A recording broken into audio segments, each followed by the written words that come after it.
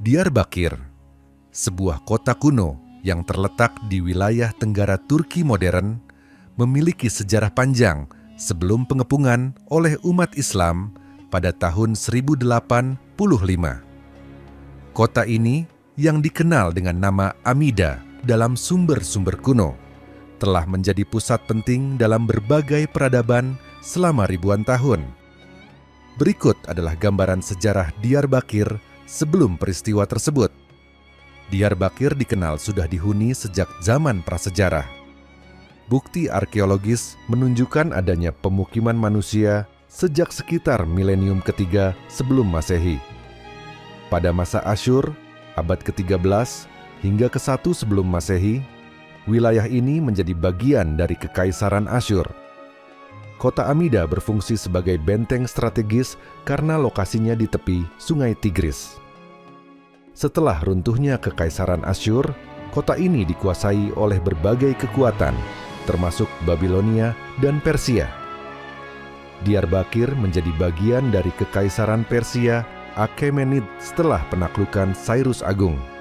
Wilayah ini dimasukkan dalam salah satu satrapi, provinsi, Kekaisaran Persia. Posisi strategisnya di jalur sutra menjadikannya titik penting untuk perdagangan dan militer. Setelah penaklukan Persia oleh Alexander Agung, wilayah ini berada di bawah kendali penguasa Helenistik, termasuk dinasti Seleukia. Pada masa Kekaisaran Romawi, Amida menjadi kota perbatasan penting yang sering menjadi lokasi pertempuran antara Romawi dan Kekaisaran Parthia dan kemudian Sasanid Persia. Diyarbakir, Amida, beberapa kali jatuh ke tangan Kekaisaran Sasanid dalam konflik dengan Romawi Timur, Bizantium. Pada abad keempat, kota ini diperkuat sebagai benteng strategis. Pada tahun 359 Masehi, Amida dikepung dan direbut oleh Raja Sasanid Shapur II setelah pertempuran sengit, tetapi kemudian direbut kembali oleh Romawi. Setelah runtuhnya Kekaisaran Romawi Barat, Diyarbakir tetap menjadi bagian dari Kekaisaran Bizantium. Kota ini menjadi pusat penting bagi orang Kristen Syria dan memainkan peran dalam perkembangan budaya dan agama di kawasan tersebut. Diyarbakir juga berfungsi sebagai pos militer utama Bizantium dalam menghadapi ancaman dari Persia Sasanid. Pada abad ke-7, wilayah ini menjadi salah satu target awal ekspansi umat Islam setelah kemunculan Islam di Jazirah Arab. Pada tahun 639 Masehi, Diyarbakir ditaklukkan oleh pasukan Muslim di bawah pimpinan Khalid bin Al-Walid selama pemerintahan Khalifah Umar bin Khattab. Setelah itu, kota ini menjadi bagian dari Kekhalifahan Rashidin, Umayyah, dan kemudian Abbasiyah. Setelah melemahnya kekuasaan Abbasiyah pada abad ke-10, Diyarbakir dikuasai oleh dinasti-dinasti lokal seperti Mervanid, dinasti Kurdi yang menguasai wilayah tersebut dari abad ke-10 hingga abad ke-11. Hamdanid, penguasa Muslim Arab yang berbasis di Mosul, dan Aleppo, yang kadang-kadang menguasai Diyarbakir. Buyid, dinasti Persia Syiah yang juga memiliki pengaruh di wilayah ini. Sebelum pengepungan oleh umat Islam pada tahun 1085, Diyarbakir berada di bawah kendali dinasti Marwanid 983.885 yang merupakan penguasa Muslim Kurdi. Kota ini dikenal dengan bentengnya yang kuat, yang terdiri dari dinding hitam basalt yang terkenal. Banyak di antaranya masih berdiri hingga saat ini. Pada masa itu, Diyarbakir menjadi pusat perdagangan, budaya, dan militer yang penting, serta pusat Islam regional dengan pengaruh besar dalam dunia Islam. Pada tahun 1085, Diyarbakir dikepung dan akhirnya direbut oleh Kesultanan Seljuk, yang saat itu sedang memperluas wilayahnya ke Anatolia setelah kemenangan besar di Perang Manzikert 1071. Penaklukan ini menandai awal dari dominasi Seljuk di kawasan tersebut, yang mengintegrasikan Diyarbakir ke dalam jaringan pemerintahan dan budaya Seljuk. Sejarah panjang Diyarbakir mencerminkan perannya sebagai titik pertemuan budaya, agama, dan kekuasaan, menjadikannya salah satu kota paling penting di kawasan Timur Tengah hingga hari ini. Pengepungan Diyarbakir pada tahun 1085 adalah salah satu peristiwa penting dalam sejarah ekspansi umat Islam di kawasan Anatolia dan Mesopotamia. Diyarbakir yang dikenal dalam sejarah Islam sebagai Amid merupakan kota benteng strategis di wilayah Anatolia Tenggara. Kota ini pada saat itu dikuasai oleh dinasti Marwanid, sebuah dinasti Kurdi lokal yang berkuasa sejak abad ke-10. Pada abad ke-11, wilayah Timur Tengah mengalami pergolakan besar akibat invasi dan pergeseran kekuasaan. Kesultanan Seljuk yang merupakan kekuatan dominan dalam dunia Islam sedang memperluas wilayahnya ke Anatolia dan Persia. Diyarbakir sebagai kota yang strategis menjadi target utama dalam kampanye perluasan ini. Dinasti Marwanid, meskipun beragama Islam, mulai kehilangan kekuatan politik dan militer mereka, menjadikan mereka rentan terhadap tekanan dari kekuatan-kekuatan Muslim yang lebih besar, termasuk Seljuk. Peristiwa pengepungan pada tahun 1085. 1. Pengepungan oleh Seljuk. Pasukan Kesultanan Seljuk dipimpin oleh seorang panglima bernama Malik Shah I mengepung kota Diyarbakir. Pasukan Seljuk memiliki keunggulan dalam jumlah dan strategi militer dibandingkan pertahanan kota yang dipimpin oleh dinasti Marwanid. 2. Durasi dan hasil. Setelah pengepungan singkat, Diyarbakir menyerah kepada Seljuk tanpa perlawanan besar. Penyerahan ini menandai akhir dari dinasti Marwanid sebagai kekuatan independen karena kota dan wilayahnya sepenuhnya berada di bawah kendali Seljuk. Dampak pengepungan 1. Kontrol Seljuk. Diyarbakir menjadi bagian penting dari wilayah Kesultanan Seljuk yang memperkuat kontrol mereka atas Anatolia dan Mesopotamia. Kota ini berfungsi sebagai pusat administrasi dan benteng strategis bagi Seljuk. 2. Perubahan politik. Dengan jatuhnya dinasti Marwanid, kawasan ini menjadi lebih terintegrasi dalam dunia Islam yang lebih luas di bawah pemerintahan Seljuk. 3. Warisan budaya. Diyarbakir berkembang di bawah pemerintahan Seljuk dengan pembangunan berbagai infrastruktur, termasuk masjid dan benteng yang masih menjadi warisan budaya hingga saat ini. Pengepungan Diyarbakir tahun 1085 adalah salah satu contoh dari dinamika kekuasaan yang terjadi selama ekspansi Islam pada abad pertengahan. Peristiwa ini menunjukkan bagaimana Kesultanan Seljuk memainkan peran penting dalam menyatukan wilayah-wilayah Muslim dan memperluas pengaruh politik dan budaya Islam di wilayah yang lebih luas. Pengepungan Diyarbakir oleh umat Islam pada tahun 1085 merupakan bagian dari perluasan wilayah oleh Kesultanan Seljuk yang pada masa itu berada di bawah pengaruh kekuatan besar dinasti Muslim. Diyarbakir atau Amida dalam nama kuno adalah kota benteng penting yang terletak di kawasan Mesopotamia Hulu, sekarang di Turki Tenggara. Kota ini memiliki posisi strategis sebagai penghubung antara wilayah Anatolia, Suriah, dan Irak. Pada abad ke-11, wilayah Diyarbakir berada di bawah kendali dinasti Mervani, sebuah dinasti Kurdi yang menguasai sebagian besar Mesopotamia Hulu sejak abad ke-11 ke ke-12.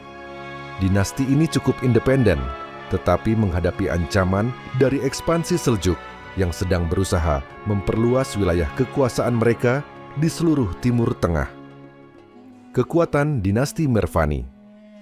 Diyarbakir merupakan pusat kekuasaan mereka dengan benteng yang kuat dan posisi geografis yang memungkinkan pertahanan yang efektif. Namun, kekuatan mereka mulai melemah akibat serangan terus-menerus dari Seljuk. Kesultanan Seljuk di bawah kepemimpinan Sultan Malik Shah I dan jenderal-jenderal kuat seperti Artukbey. Seljuk berusaha menguasai kota-kota penting di wilayah ini untuk mengkonsolidasikan kekuasaan mereka. Diyarbakir berada dalam posisi genting karena tekanan militer dari Seljuk yang semakin besar. Dinasti Mervani mengalami kemunduran politik dan militer, sementara dukungan dari sekutu di wilayah sekitarnya semakin berkurang. Kota ini dikenal sebagai pusat perdagangan yang penting, tetapi pengepungan berkepanjangan menyebabkan tekanan ekonomi yang besar. Stok makanan dan pasokan kebutuhan dasar menjadi terbatas. Penduduknya terdiri dari berbagai etnis dan agama, termasuk Muslim, Kristen, dan Yahudi, yang semua terpengaruh oleh ketegangan perang. Diyarbakir memiliki benteng yang sangat kuat dan dilindungi oleh tembok besar yang terkenal hingga kini. Pertahanan kota ini membuat pengepungan menjadi sulit bagi pasukan Seljuk.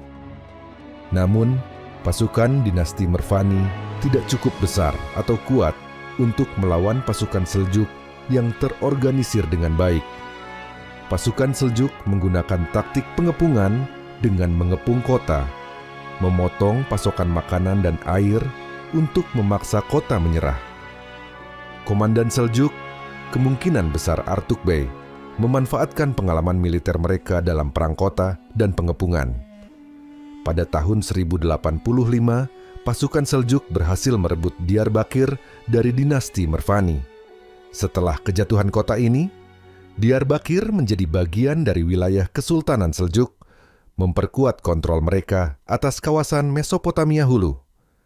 Kekalahan ini menandai berakhirnya kekuasaan dinasti Mervani sebagai entitas politik yang signifikan. Kota ini menjadi bagian integral dari ekspansi budaya dan politik Islam di wilayah tersebut, dengan peningkatan pembangunan masjid, madrasah, dan infrastruktur Islam lainnya. Pengepungan Diyarbakir pada tahun 1085 mencerminkan transformasi besar di Timur Tengah pada abad ke-11, di mana Kesultanan Seljuk mengonsolidasikan kekuasaan mereka dan memperluas pengaruh Islam. Kota Diyarbakir tetap menjadi pusat budaya dan strategis yang penting hingga hari ini, dengan banyak warisan arsitektur dan sejarah dari periode tersebut masih berdiri kokoh. Pengepungan Diyarbakir oleh umat Islam pada tahun 1085 adalah bagian dari perluasan kekuasaan dinasti Seljuk di kawasan Anatolia dan sekitarnya. Diyarbakir yang terletak di wilayah Mesopotamia hulu, sekarang bagian dari Turki, merupakan kota penting strategis dan simbolis karena bentengnya yang kuat dan lokasinya di jalur perdagangan utama. Pada abad ke-11, wilayah tersebut berada dalam penguasaan dinasti Marwanid, sebuah dinasti Muslim Kurdi lokal yang memerintah dari Diyarbakir sejak abad ke-10. Namun, dengan kebangkitan dinasti Seljuk, wilayah tersebut menjadi target ekspansi. Pada masa itu, Diyarbakir menjadi benteng yang diincar oleh para penguasa Seljuk karena kepentingannya dalam mengamankan rute ke Anatolia dan memperluas wilayah kekuasaan. Pengepungan Diyarbakir pada tahun 1085 dipimpin oleh Sultan Maliksyah I, salah satu penguasa besar dinasti Seljuk. Maliksyah I memerintah 1072 sampai 1092, dikenal karena memperluas Kekaisaran Seljuk hingga mencapai puncak kejayaannya. Operasi militer tersebut kemungkinan dipimpin langsung oleh seorang komandan penting yang ditunjuk oleh Sultan Maliksyah I. Nama-nama komandan Seljuk terkenal yang mungkin terlibat adalah Artuk bin Eksuk, seorang panglima terkenal yang melayani dinasti Seljuk dan kemudian mendirikan dinasti Artukid di wilayah tersebut. Diyarbakir berhasil ditaklukkan oleh pasukan Seljuk pada tahun 1085, dan kota ini kemudian menjadi bagian dari kekaisaran mereka. Penaklukan tersebut menandai dimulainya dominasi Seljuk di wilayah itu, menggantikan pemerintahan Marwanid yang sebelumnya berkuasa. Pasca penaklukan, Diyarbakir menjadi benteng penting dalam jaringan pemerintahan Seljuk dan terus memainkan peran strategis di kawasan tersebut. Pengepungan ini adalah bagian dari strategi Seljuk untuk mengamankan wilayah Mesopotamia Hulu dan Anatolia sebagai pijakan menuju perluasan lebih jauh ke barat. Pada masa ini, dinasti Seljuk berada di puncak kejayaannya, di mana kekuasaannya membentang dari Asia Tengah hingga ke Anatolia. Penaklukan Diyarbakir mencerminkan kekuatan militer dan strategi politik Seljuk dalam memperluas pengaruh mereka di dunia Islam, serta bagaimana kota-kota strategis seperti Diyarbakir menjadi kunci dalam dominasi regional mereka. Setelah pengepungan dan penaklukan Diyarbakir oleh umat Islam pada tahun 1085, pandangan ilmuwan Muslim dan ulama Islam terhadap peristiwa ini dapat dianalisis dari berbagai aspek, termasuk keagamaan, sosial, dan geopolitik. Diyarbakir, kota strategis di wilayah Mesopotamia Hulu, kini bagian dari Turki modern. Sebelumnya berada di bawah kekuasaan Kekaisaran Bizantium dan menjadi pusat penting bagi hubungan antara dunia Islam dan Bizantium. Berikut adalah beberapa pandangan yang mungkin dipegang oleh ilmuwan Muslim dan ulama Islam terkait peristiwa ini. Ulama Islam umumnya melihat keberhasilan pengepungan Diyarbakir sebagai kemenangan yang diridai oleh Allah. Melanjutkan tradisi jihad dalam rangka menyebarkan kekuasaan Islam.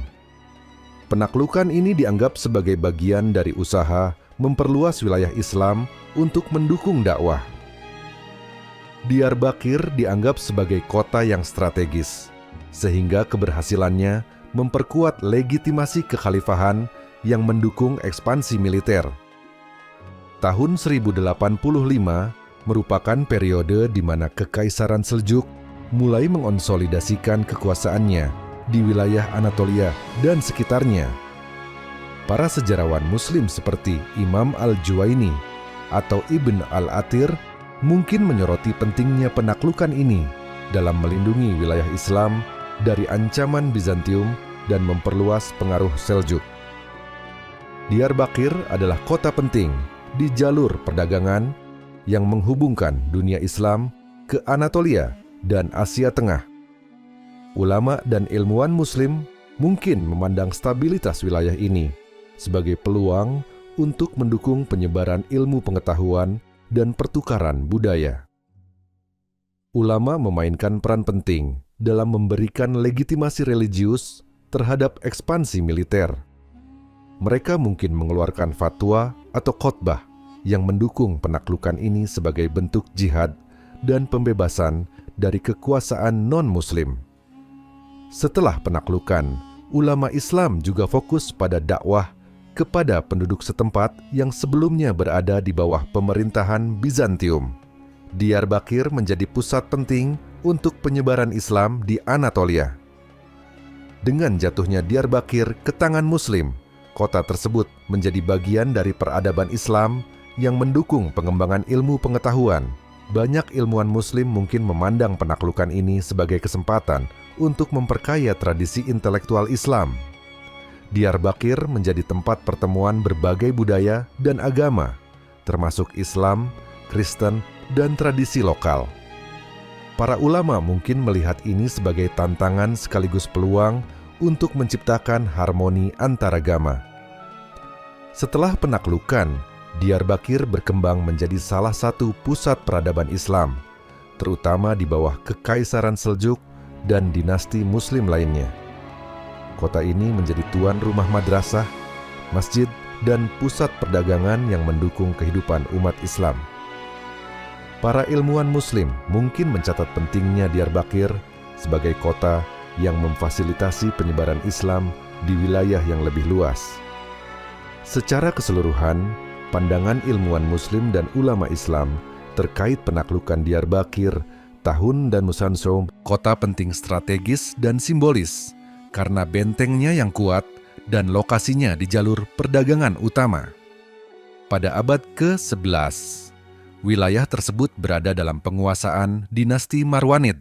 sebuah dinasti Muslim Kurdi lokal yang memerintah dari Diyarbakir sejak abad ke-10. Namun, dengan kebangkitan dinasti Seljuk, wilayah tersebut menjadi target ekspansi. Pada masa itu, Diyarbakir menjadi benteng yang diincar oleh para penguasa Seljuk karena kepentingannya dalam mengamankan rute ke Anatolia dan memperluas wilayah kekuasaan. Pengepungan Diyarbakir pada tahun 1085 dipimpin oleh Sultan Malik Shah I, salah satu penguasa besar dinasti Seljuk. Malik Shah I memerintah 1072 sampai 1092, dikenal karena memperluas Kekaisaran Seljuk hingga mencapai puncak kejayaannya. Operasi militer tersebut kemungkinan dipimpin langsung oleh seorang komandan penting yang ditunjuk oleh Sultan Malik Shah I. Nama-nama komandan Seljuk terkenal yang mungkin terlibat adalah Artuk bin Eksuk, seorang panglima terkenal yang melayani dinasti Seljuk dan kemudian mendirikan dinasti Artukid di wilayah tersebut. Diyarbakir berhasil ditaklukkan oleh pasukan Seljuk pada tahun 1085 dan kota ini kemudian menjadi bagian dari kekaisaran mereka. Penaklukan tersebut menandai dimulainya dominasi Seljuk di wilayah itu, menggantikan pemerintahan Marwanid yang sebelumnya berkuasa. Pasca penaklukan, Diyarbakir menjadi benteng penting dalam jaringan pemerintahan Seljuk dan terus memainkan peran strategis di kawasan tersebut. Pengepungan ini adalah bagian dari strategi Seljuk untuk mengamankan wilayah Mesopotamia Hulu dan Anatolia sebagai pijakan menuju perluasan lebih jauh ke barat.